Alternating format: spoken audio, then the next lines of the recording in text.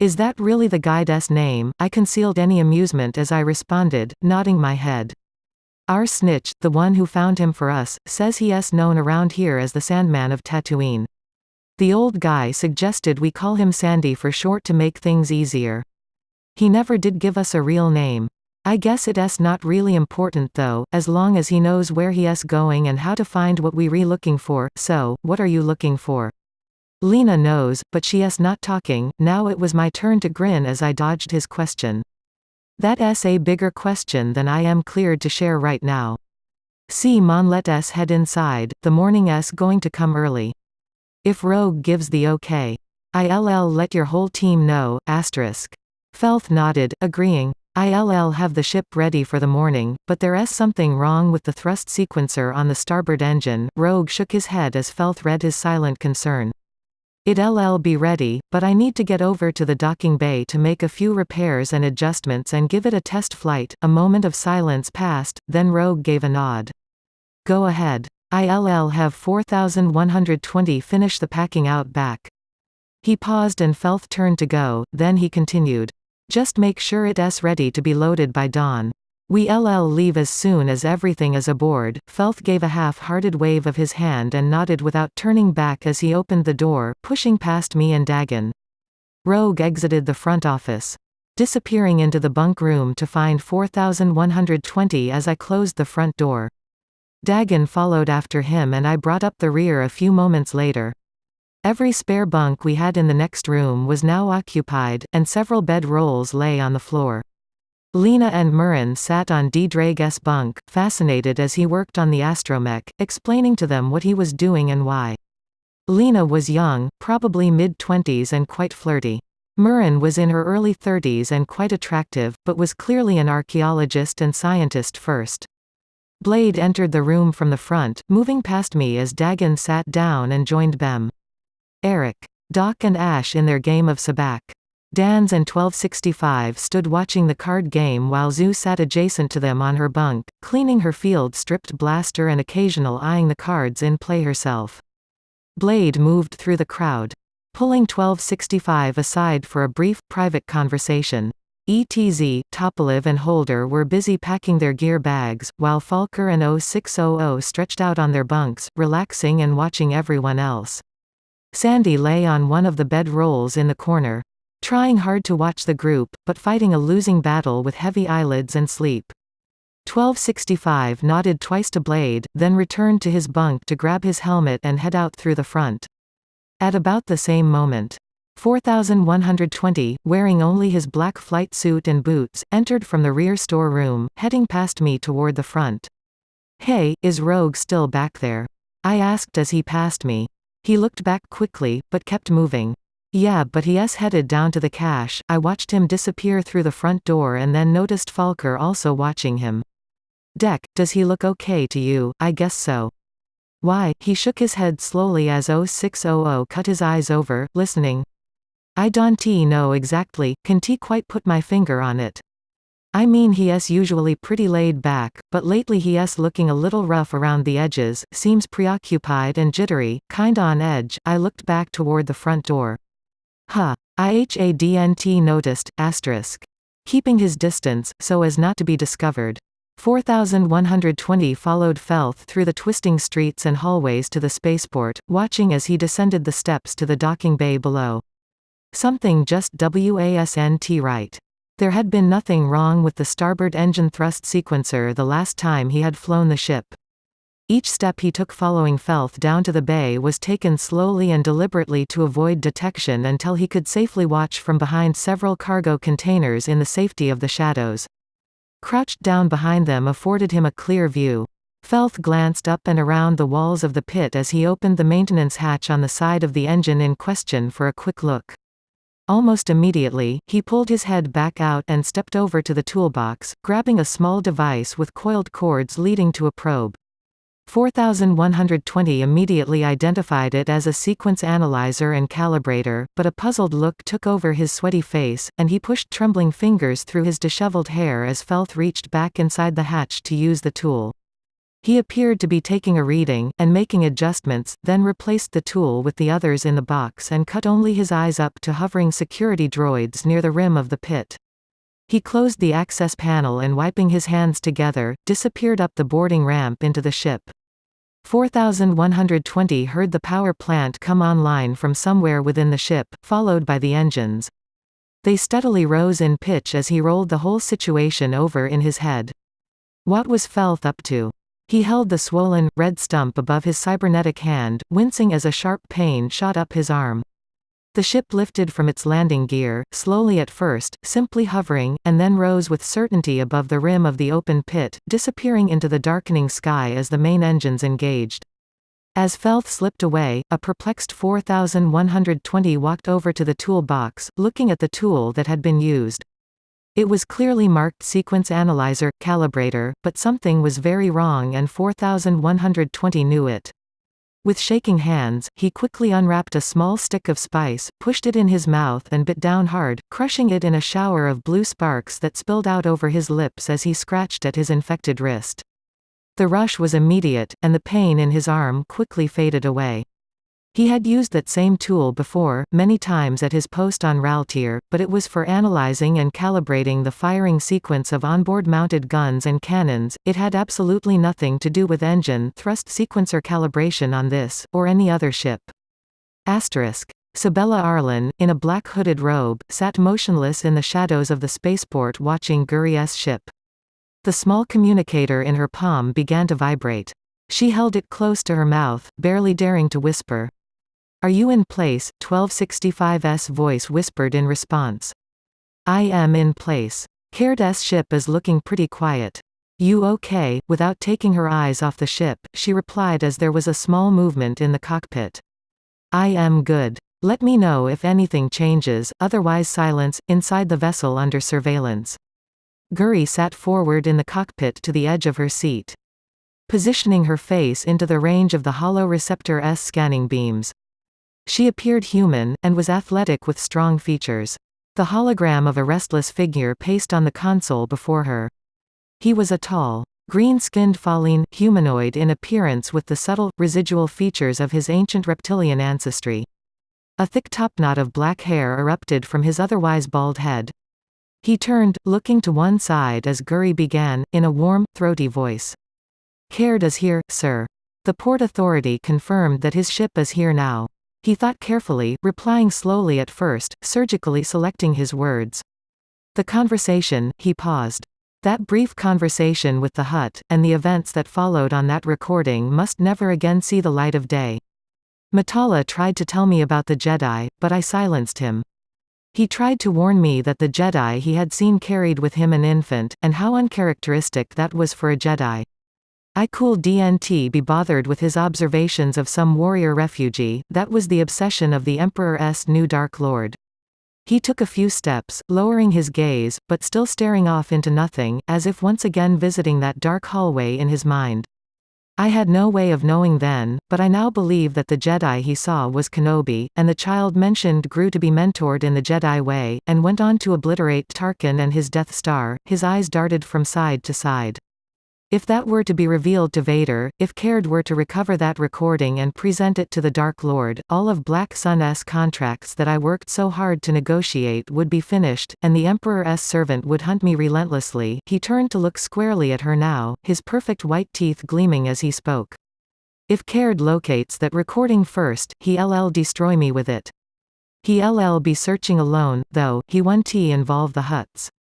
He can't afford to bring them into it. I thought I was rid of this concern long ago, but now he's determined to dig up the past for his own gain. You know what must be done where Caird is concerned, she nodded. And what of the Imperial troops also searching for it? How should they be dealt with? He looked off again. Even if they make the find, they may not know the full extent of what they have beyond the evidence of murder, but that's a chance I am not willing to take. He turned back to her again. That recording can never leave Tatooine. Guri, are we clear?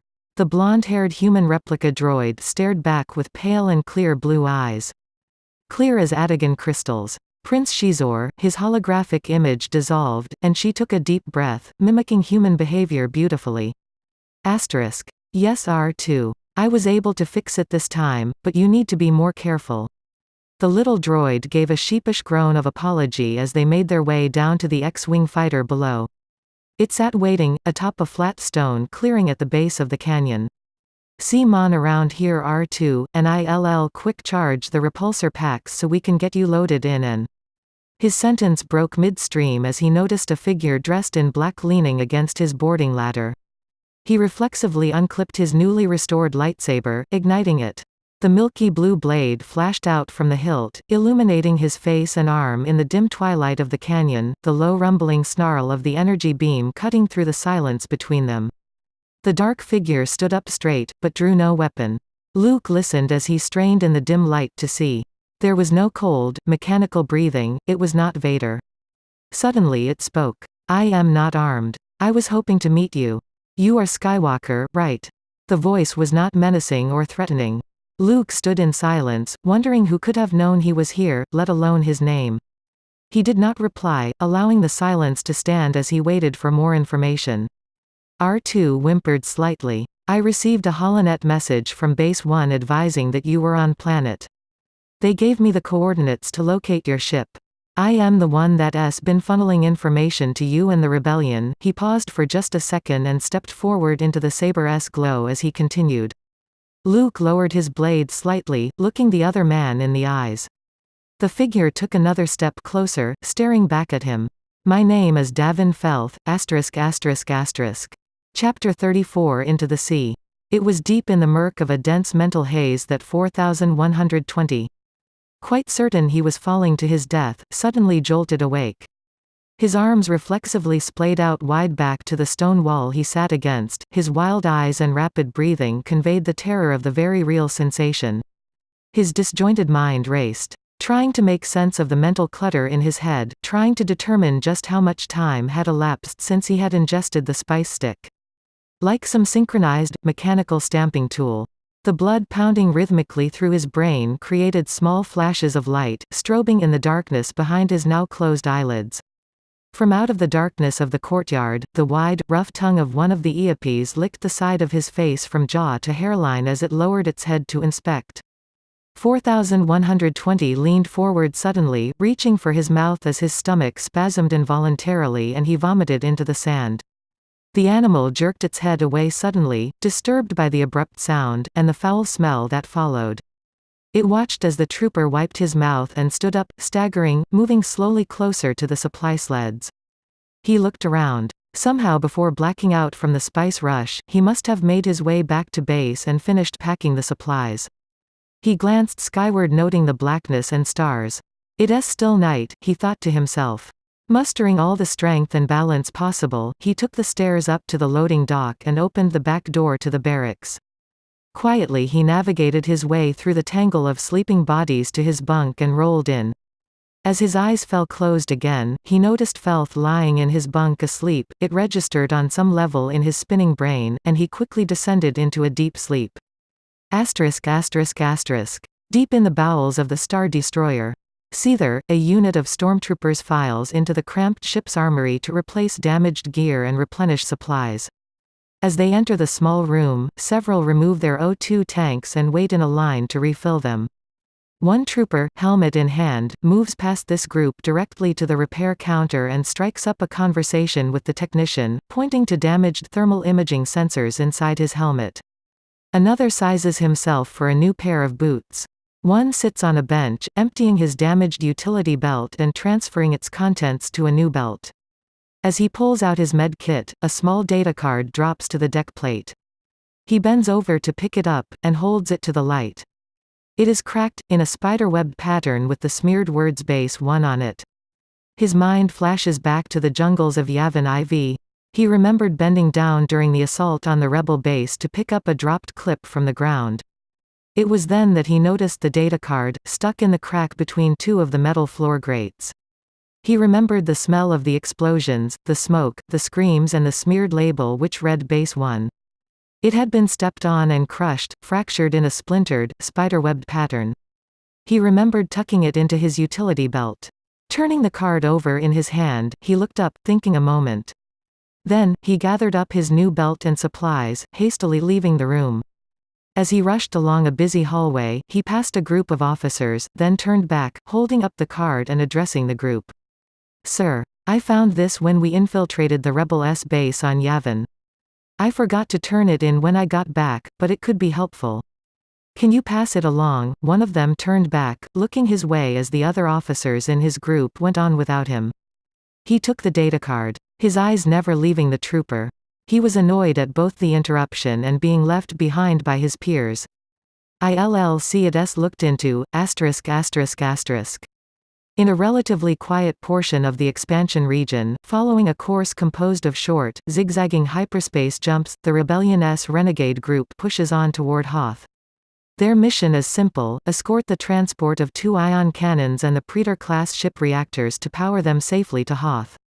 From somewhere further back in the convoy, a voice crackles in Commander Nera's headset. "Renegade Leader, this is Renegade 2, I copy Renegade 2, go ahead, sir." One of the 2 transport ships is reporting a critical energy bleed from her port engine. The crew leader of the Elantrid says the containment shielding has failed completely. They've had to evacuate the area and are being forced to shut down the reactor and engine. Unless they can stop long enough to make repairs, they won't be able to limp along fast enough to keep up with us. We're already out beyond the fringe of this system's inhabited regions, replied Nera. Ask them if they think they can make it to Dara IV. We've got an outpost there. It's not much more than a storage dump, but the techs on the orbital platform should be able to fix the shielding problem. The comm went silent. The commander broke from his lead position in the formation, rolling his X-wing to the right. He came around, peering through the transparisteel of his canopy, across the empty gulf of space to face the damaged transport. A crackle came through his headset as Renegade 2 patched him through directly to the crew. He heard a somewhat garbled message, filled with electronic distortion and transmission static. Affirmative. Renegade Leader. Elantrid, should be able to make Dara IV, copy that. Elantrid, Renegade 2, let us get them an escort detail. The rest of us will move on ahead and alert the station. Yes, sir. *****. The blinding brightness of the day flooded into the rear of the open drop ship. Even though still quite hot by human standards, the temperatures of the Tatooine days and nights had begun their annual decline, signaling the beginning of the harvest and the advent of winter on this outer rim planet.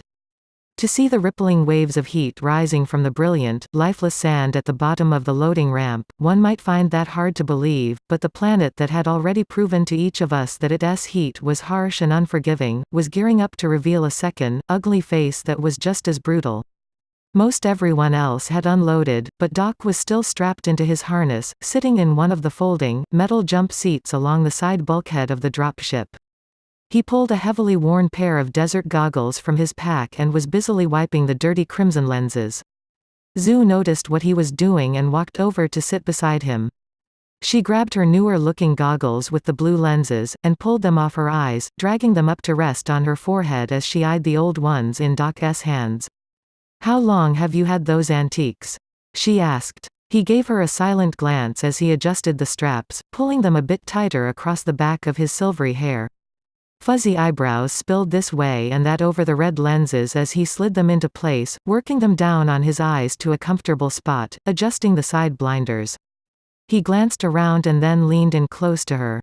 "I didn't have any, so." He paused a moment, looking around again and finally back into her eyes.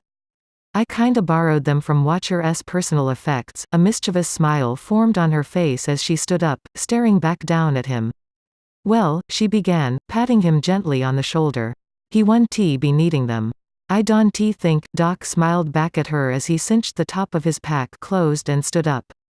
Falker and Dans pushed past them, maneuvering one of the overloaded supply sleds down the ramp to the sand, followed closely by Topoliv and D-Drake pushing another.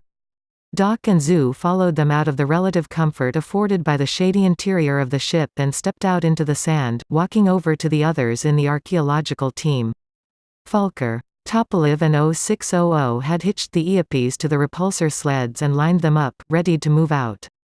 Felth and Rogue walked down from the cockpit and out from within the ship, down to the edge of the ramp. I'll be on call if you need an emergency pickup, supplies, and when you find the recording." Rogue nodded, looking out into the bleaching sunlight through squinted eyes as Felth returned to the cockpit. The first trickle of perspiration ran down the side of his face. He stepped off into the sand, as he adjusted the settings on his pack. Moments later, as he walked toward the others, a cooling wave coursed through his black body glove. The wide ramp lurched and slowly closed behind him as the engines came online. The drop ship lifted silently away from the blistering sand on repulsor power, then pulled away as Felth engaged the main drive. Rogue turned to watch until the accelerating ship was gone from sight, heading back to base. He unclipped the personal memo recorder from his belt and held it to his mouth, pressed the record switch and hesitated momentarily. Clicking off the recorder, his eyes moved over the baked sand stretching out in all directions as far as he could see. Finally, they came to rest on the archaeologists and his guide, none of whom he knew or trusted fully. He pressed the recorder's activation button again as he looked over to the rest of us. "What the hell have I gotten us into?" Our crusty guide chewed the last bit of his lunch and swallowed. From the shade beneath the makeshift canopy of fabric of his outer wrap, his ice-blue eyes moved slowly over both teams. The troops were gathered in a small circle, as were the archaeologists. His tongue moved over his teeth, working loose the small pieces of food stubbornly caught in them. Neither the troops, nor the diggers was intentionally excluding the other, they simply seemed to naturally gravitate toward those of their own. Murren and Lena sat with their backs to a supply sled and had followed his lead, constructing small shade canopies above their heads. He nodded approvingly. Temperatures out here on the sea varied by 10–15 degrees between direct sunlight and shade.